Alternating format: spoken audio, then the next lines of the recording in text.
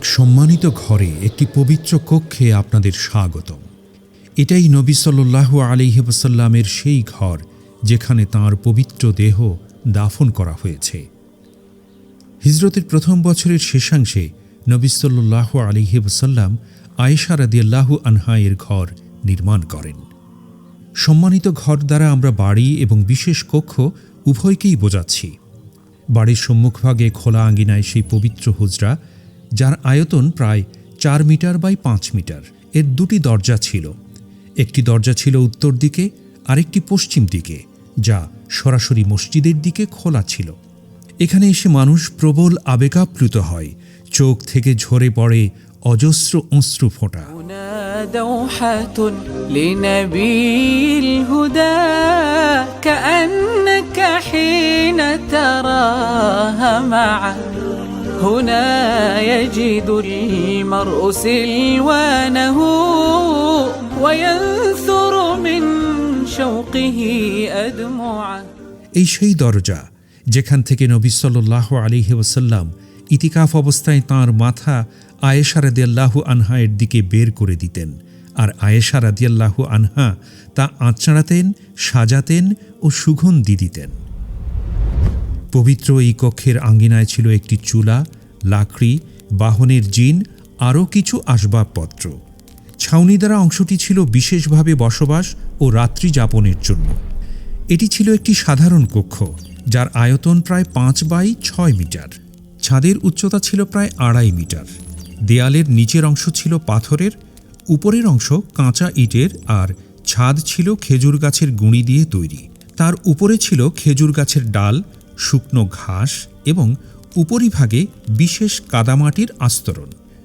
ঘরে প্রবেশ করলে আমরা দেখতে পাই তা ছিল খুবই সাধারণ আবাসস্থল, যা সংযম ও ত্যাগের সর্বোচ্চ চিত্র প্রকাশ করে। এখানে ছিল একটি বেতের খাট, একটি ছোট বালিশ যার ভেতরে ছিল খেজুরের আঁশ, একটি চাদর, আর একটি তাক যাতে ছড়ানো ছিল অল্প কিছু জব, আর ঝুলানো ছিল একটি পানি ভর্তি মশক। নবী সাল্লাল্লাহু আলাইহি ওয়াসাল্লামের ঘর থেকে বের হয়ে কাঠের সিঁড়ি বেয়ে উপরে উঠলে ছাদের এক কোণায় একটি ছোট ঘর দেখতে পাই, যাকে মাশরাবা তথা ছোট কক্ষ বা চিলেকোঠা বলা হয়।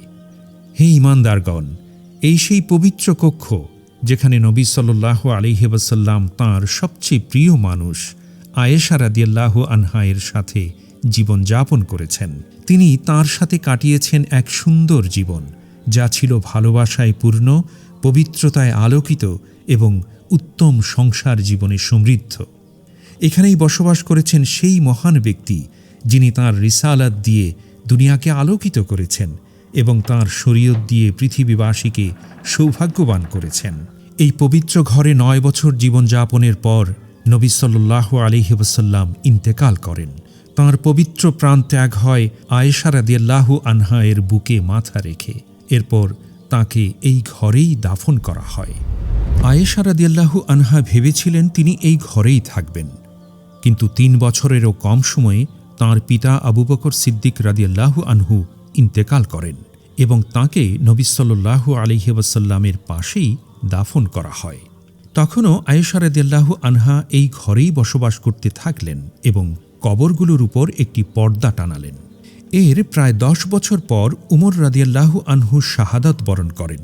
তাঁকে তাঁর 2 সঙ্গীর পাশে দাফন করার জন্য মৃত্যুর আগেই তিনি অনুমতি নিয়েছিলেন। আয়েশা রাদিয়াল্লাহু আনহা অনুমতি দেন এবং তাঁকে তাদের সাথে দাফন করা হয়। এরপর আয়েশা রাদিয়াল্লাহু আনহা একটি দেয়াল নির্মাণ করেন, যাতে কবরগুলো ঘরের বাকি অংশ থেকে আলাদা হয়।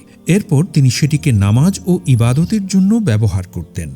তিনি এই ছোট অংশেই বসবাস করতেন, যা জ্ঞান, শিক্ষা, পাঠদান ও তালিমের কেন্দ্রবিন্দু হয়ে উঠেছিল, কারণ দুনিয়ার বিভিন্ন প্রান্ত থেকে মুসলমানরা তাঁকে সালাম দিতে এবং তাঁর কাছ থেকে জ্ঞান আহরণ করতে আসতেন। তাঁর মৃত্যু অবধি এভাবেই চলতে থাকল।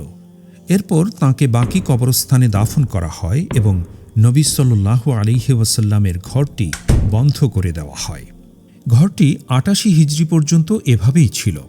খলিফা ওয়ালিদ বিন আব্দুল মালিকের সময় ওমর বিন আব্দুল আজিজের নির্দেশে কবরের সুরক্ষার জন্য কক্ষের পুনর্নির্মাণ করা হয়। এরপর তা মসজিদের অন্তর্ভুক্ত করা হয় এবং কোনো প্রবেশপথ না রেখেই শক্তভাবে বন্ধ করে দেওয়া হয়। উমর বিন আব্দুল আজিজ রাহিমাহুল্লাহ উম্মুল মোমিনিনদের অন্যান্য কক্ষ ক্রয় করে মসজিদের সাথে যুক্ত করেন। এরপর শক্ত কালো পাথর দিয়ে একটি 5 কোণা দেয়াল নির্মাণ করেন, যাতে মানুষ কবরের দিকে মুখ করে নামাজ পড়তে না পারে। নবী সাল্লাল্লাহু আলাইহি ওয়াসাল্লামের ওফাতের পর থেকে এমন কান্না, দুঃখ আর বেদনাময় দিন মদিনা কখনোই দেখেনি, কারণ এই কক্ষগুলো ছিল তাদের প্রিয় নবীর স্মৃতি ও সান্ত্বনার উৎস। এরপর যুগ যুগ ধরে মুসলিম খলিফা ও শাসকগণ এই পবিত্র কক্ষের যত্ন নিয়েছেন, সংরক্ষণ করেছেন ও পুনর্নির্মাণ করেছেন। আজকের দিনে দর্শনার্থীর সামনে পবিত্র কবরের সাথে 3টি দেয়াল রয়েছে। তামার তৈরি বেষ্টনী, তারপর পঞ্চভুজাকার দেয়াল যার উপর রয়েছে পর্দা, এরপর রয়েছে আয়েশা রাদিয়াল্লাহু আনহা এর ঘরের দেয়াল। এই পবিত্র মসজিদ ও কক্ষের যত্ন সর্বোচ্চ পর্যায়ে পৌঁছেছে বর্তমান সৌদ বংশের শাসনামলে। এটাই সেই মসজিদে নববী, যেখানে লক্ষ লক্ষ মানুষ নামাজ আদায় করতে পারেন। এটাই সেই পবিত্র কক্ষ যা দর্শকদের চোখকে উদ্বেলিত করে এবং প্রেমিকদের হৃদয়ে বয়ে আনে অবারিত সুখ। নবী সাল্লাল্লাহু আলাইহি ওয়াসাল্লামের উপর আল্লাহর দরুদ ও সালাম বর্ষিত হোক, যিনি বিশ্বজগতের জন্য রহমত স্বরূপ প্রেরিত হয়েছেন।